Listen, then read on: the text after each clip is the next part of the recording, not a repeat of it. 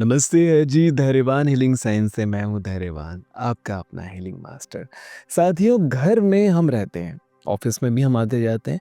हमारे घर और ऑफिस में कुछ ऐसी दिशाएं, असल में 2 ही दिशाएं ऐसी होती है जो बेहद शुभ होती है। शुभ नहीं बोलूँगा, शक्तिशाली होती है। चीज़ों को मैग्नीफाई करने के लिए, एम्प्लीफाई करने के लिए अचानक से कोई भी चीज़ उस जगह पे रखेंगे, वो अपने आप बढ़नी शुरू हो जाएगी, उसमें ग्रोथ आना शुरू हो जाएगा। चाहे वो अच्छी हो, चाहे वो बुरी हो। तो इससे आज बहुत ही समझदारी से हम समझेंगे, क्योंकि ये बहुत ज़रूरी है। दिशाओं का ज्ञान कम से कम उतना तो होना हमें बहुत ज़रूरी है, जितना हमारे जीवन में हमें बरकत देने के लिए, खुशियाँ देने के लिए, समृद्धि देने के लिए ज़रूरी हो। और इस अध्याय को समझने के बाद आपको ये बात बहुत अच्छे से समझ में आ जाएगा कि कहाँ, क्या और कैसे करना है। आप दूसरों को भी गाइड कर पाएँगे।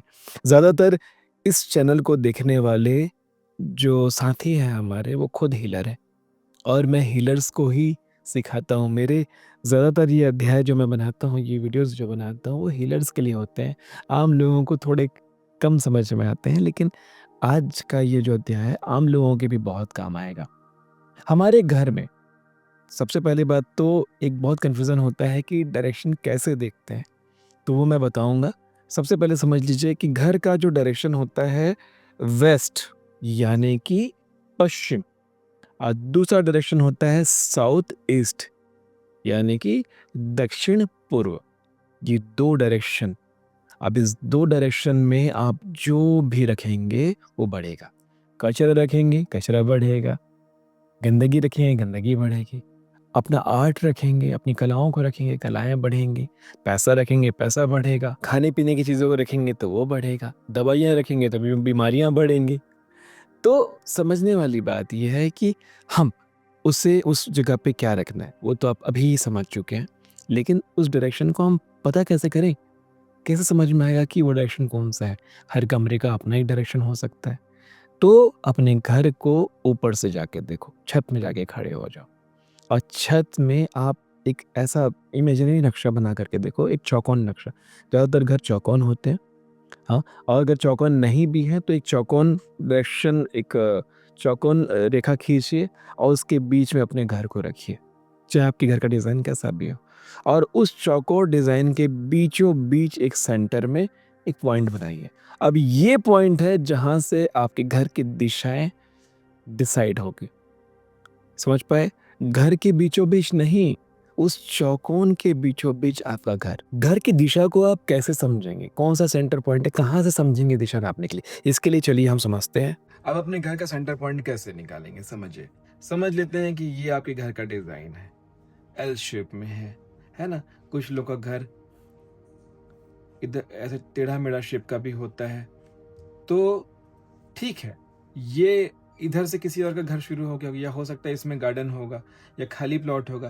तो भी आप जो निकालेंगे डायरेक्शन नक्शे में, तो आप एक चौकोन निकालेंगे, और चौकोन के बाद जो बीच में जो सेंटर पॉइंट होगा, ये होगा सेंटर पॉइंट, है ना? अब आप घर के अंदर रह के क्या सोचेंगे, ये है क्या मेरा सेंटर पॉइंट, ये है क्या मेरा सेंटर पॉइंट, ये है क्या मेरा नहीं, एक चौकोर रेखा खींचिए और उसके बीच में जो सेंटर पॉइंट आएगा, अब यहाँ से डायरेक्शन बनेगा कि ये ईस्ट है, ये वेस्ट है, ये साउथ है, ये नॉर्थ है, ऐसे डायरेक्शन बनेगा घर का डायरेक्शन।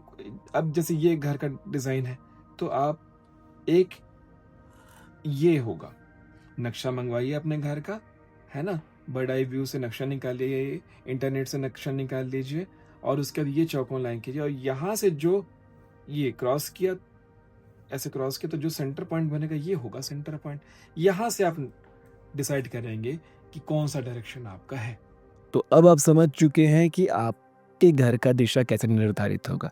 बहुत गलती होती है, आप एक कमरे में खड़े होकर सोचते हैं कि ये साउथ है, ये वेस्ट है, ये नहीं, आपके घर के उस सेंटर पॉइंट डिसाइड होगी और वहाँ रखेंगे। क्या रखेंगे? सबसे पहले सबको चाहिए क्या? धन, पैसा। तो उस दिशा में या तो वेस्ट में रख लें, या तो साउथ ईस्ट में रख लें, या तो तिजोरी बनवा लें, या फिर वहाँ गुल्लक रख लें जहाँ आप रोज़ पैसा डालते हैं। या सबसे अच्छी चीज़ मैं बोलूँगा, रेकी मनी बॉक्स। जैसे कि ये रेकी मनी बॉक्स है, इसमें अपनी विश को लिख करके कुछ सिक्के डाल करके, और मनी रेकी से जुड़े हुए जो क्रिस्टल्स होते हैं, उन्हें डाल करके रख लें। या फिर एक साबुत नोट लीजिए, नया नोट, बिल्कुल करेंसी जो बैंक से आया होता है, क्योंकि अभी तक वो किसी के हाथ नहीं लगा है, तो उससे हैप्पी मनी में कन्वर्ट किया जा सकता है। वो न्यूट्रल मनी है जिसे आप हैप्पी मनी में कन्वर्ट कर देंगे। मनी रेकी का अभ्यास करने वाले हीलर्स जानते हैं कि कैसे नोट को हम हील करते हैं, कैसे नोट में हम हैप्पी एनर्जीज को डालते हैं, कैसे उसे एनर्जाइज करते हैं ताकि वो मैग्नीफाई हो सके, वो एम्पलीफाई हो सके। तो जो लोग रेकी मनी रेकी जानते हैं वो कर ले, या आप एक नोट को पकड़ के उनमें दुआएं पढ़ना शुरू कर दें, प्रार्थनाएं बोलना शुरू कर दें, अफर्मेशंस बोलना शुरू कर दें, अपने वाइब्रेशन को उसमें डालें। 11 से 15 दिनों तक ये अभ्यास करें। रोज़ एक नोट को अपने हाथों में लेकर के एक ही तरह के अफ़र्मेशन को बार-बार दोहराएँ, जिससे वो मनी चार्ज हो जाएगा। अब इसे कभी खर्च नहीं करना है। इसे आप फ्रेम करा करके या किसी जैसे मनी बॉक्स में ही छुपा करके या किसी भी खूबसूरत चीज़ों में छुपा करके उसे इन डायरेक्शंस में रख दीजिए। वेस्ट में भी रख सकते हैं और साउथ ईस्ट में भी रख सकते हैं। वेस्ट ज़्यादा अच्छा होगा, यहाँ रख लीजिए। सुंदर चीज़ों को रखिए, परमात्मा के स्वरूप को रखिए, सजावट के तौर पे ही रख लीजिए और उस जगह को बहुत ही पवित्र साफ-सुथरा रखिए। बेहद शक्ति से भरा हुआ कोण है ये, कचरा कभी ना हो वहाँ पर। कभी ना हो का मतलब ये है कि 24 घंटे में एक बार सफाई वहाँ की हो जाए, बाद में भले कचरा उड़ के आ जाए, चलता है, लेकिन लंबे समय तक वहाँ कचरा नहीं होना चाहिए। गलती से भी इन डायरेक्शंस पे दवाइयाँ खुला मत रखिए, बंद करके मत रखिए, क्योंकि दवाइयाँ बढ़ेंगे, दवाइयाँ क्यों बढ़ेंगी? क्योंकि बीमारियाँ बढ़ेंगी। वहाँ आप सेहत से जुड़ी हुई सामान में रखिए, खाने-पीने की चीज़ों को रख सकते हैं। आप संगीत, कला, खेल, जो आपकी कला है उन चीज़ों को रख सकते हैं, स्टडी कर सकते हैं, किताबों को रख सकते हैं। ये सारी चीज़ें आपको वहाँ बरकत देंगी। साउथ ईस्ट डायरेक्शन में अगर आप काउच सोफ़ा रखते हैं तो वहाँ बैठ के चिंता कभी मत करना। जो शानदार ख़्याल आ रहे हैं तो वहाँ बैठकर सोचिए।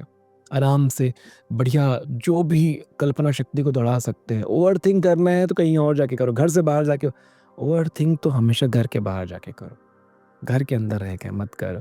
लेकिन ज़्यादातर लोग घर के अंदर ही ओवरथिंक करते हैं और वो चीज़ें बार-बार उनके जीवन में हो रही होती है। अपनी अलमारी भी आप इस जगह पे रख सकते हैं और अच्छे कपड़ों को वहाँ रखें।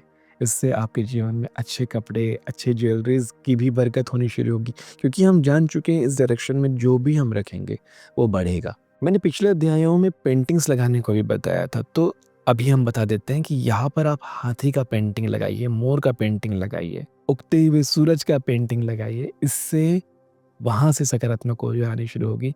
ये सारे सिंबल्स हैं बरकत के, ये सारे सिंबल्स हैं प्रगति के, उत्थान के, आगे बढ़ने के जीवन में। जिस घर में छोटे बच्चे हैं जो पढ़ाई करते हैं, स्टडी करते हैं, जीवन में कुछ सीख रहे हैं, पढ़ रहे हैं, वैसे घर में ऐसे पेंटिंग्स का होना बहुत अच्छा होता है।